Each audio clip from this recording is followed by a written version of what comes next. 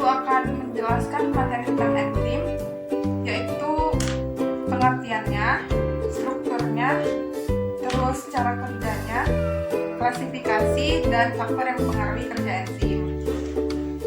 Sebelumnya, ada yang udah tahu enzim itu apa? Belum, Bu. Baiklah, enzim merupakan suatu biokatalisator, yaitu suatu bahan yang berfungsi mempercepat reaksi kimia dalam tubuh makhluk hidup, tetapi zat itu sendiri tidak ikut bereaksi karena pada akhir reaksi terbentuk kembali. Jadi enzim itu berfungsi untuk menurunkan energi aktivasi. Selanjutnya adalah struktur enzim.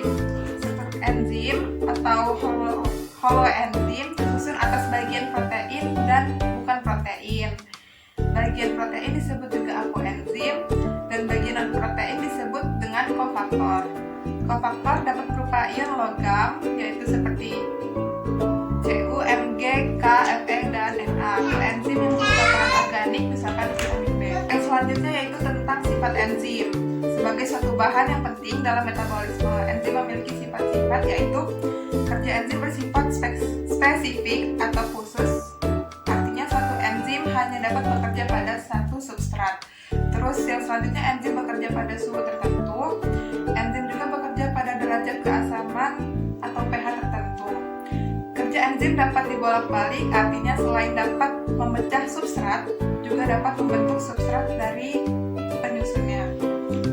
Yang selanjutnya yaitu cara kerja enzim. Terdapat dua teori yang menjelaskan cara kerja enzim. Yang pertama yaitu teori lock and key atau kunci dan anak kunci yang dikemukakan oleh Emil Fischer, dan yang kedua yaitu teori induced fit atau induksi pas yang dikemukakan oleh Daniel Kaslan. Nah, teori lock and key ini mirip dengan mekanisme kunci dan anak kunci. Jadi enzimnya diibaratkan sebagai kunci dan gembok yang memiliki sisi aktif, sedangkan substratnya diibaratkan sebagai anak kuncinya. Yang selanjutnya itu teori induced fit.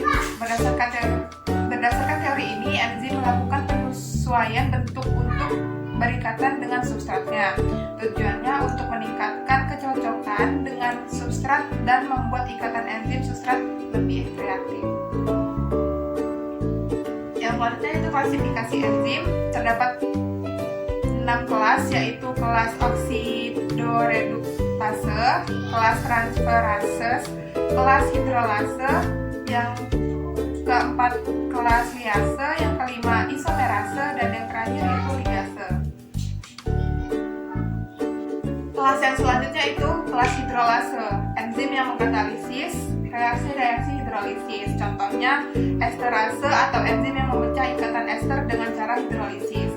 Kelas yang selanjutnya itu kelas liase atau enzim yang menambah atau menghilangkan unsur air, amonia, dan karbon dioksida. Contohnya itu dekarboksilase, menghilangkan unsur karbon dioksida dari asam keto alfa, beta, atau asam amino.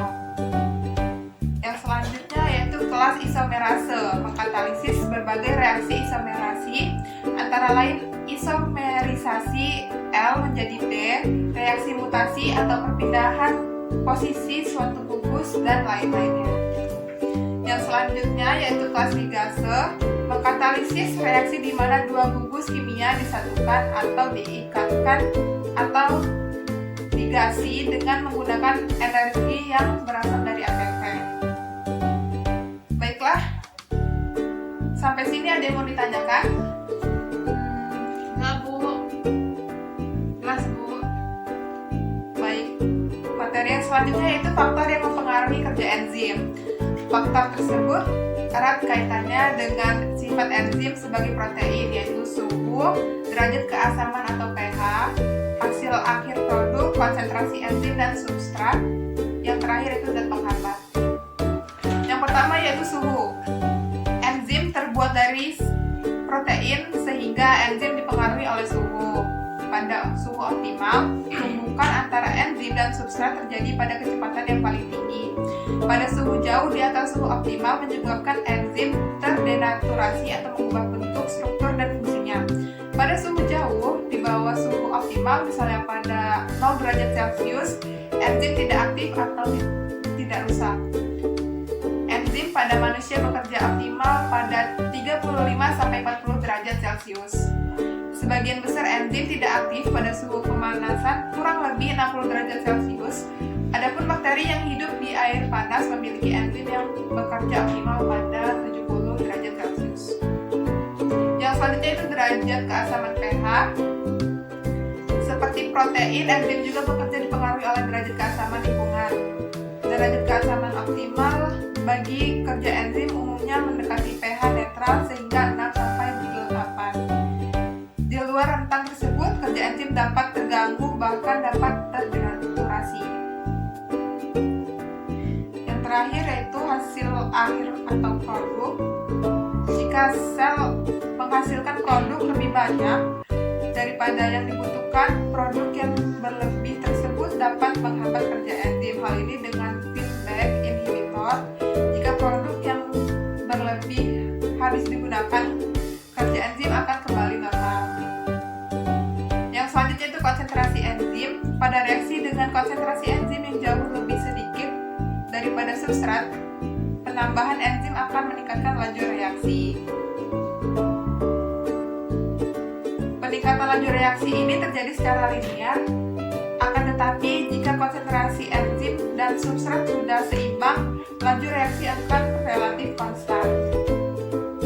Dan tadi kan tentang konsentrasi enzim, yang selanjutnya itu tentang konsentrasi substrat. Penambahan konsentrasi substrat pada reaksi yang dikatalisis oleh enzim awalnya akan meningkatkan laju reaksi. Akan tetapi setelah konsentrasi substrat ini dinaikkan lebih lanjut, laju reaksi akan mencapai titik jenuh dan tidak bertambah lagi. Pada titik jenuh inilah penambahan kembali konsentrasi substrat tidak berpengaruh terhadap laju reaksi. Bisa dilihat ya ini grafiknya. Dan yang terakhir yaitu faktor penghambatnya. Jadi kerja enzim itu juga sangat dipengaruhi oleh zat inhibitor, yaitu bahan yang menghambat kerja enzim. Ada dua jenis inhibitor, yaitu inhibitor kompetitif, inhibitor non-kompetitif. Inhibitor kompetitif itu bekerja dengan cara berikatan pada tempat aktif enzim. Akibatnya substrat yang tidak bisa berikatan dengan enzim.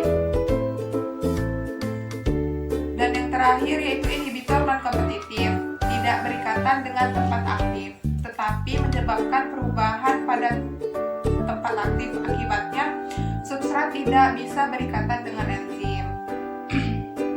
Ini seperti ini.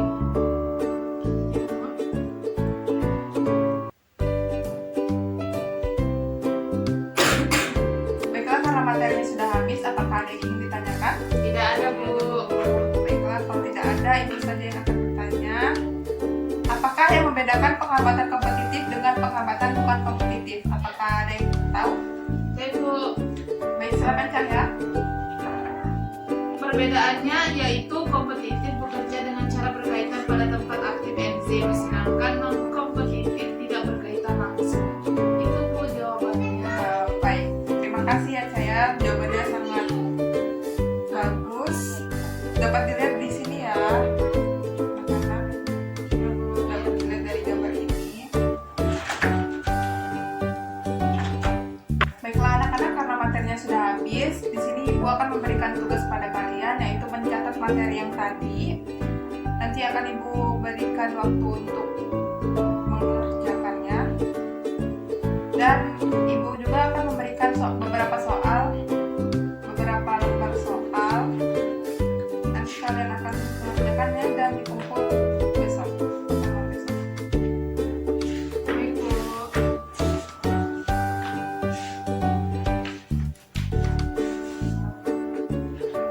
Makasih, Bu.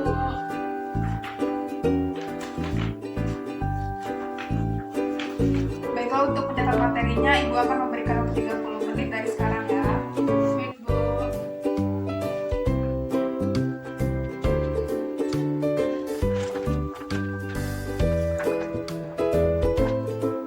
Baiklah, apakah sudah selesai mencatatnya? Sudah, Bu.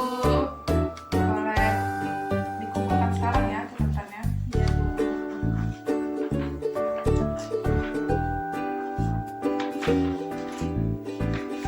Baiklah anak-anak, karena jam pelajaran sudah habis, soal-soalnya tadi.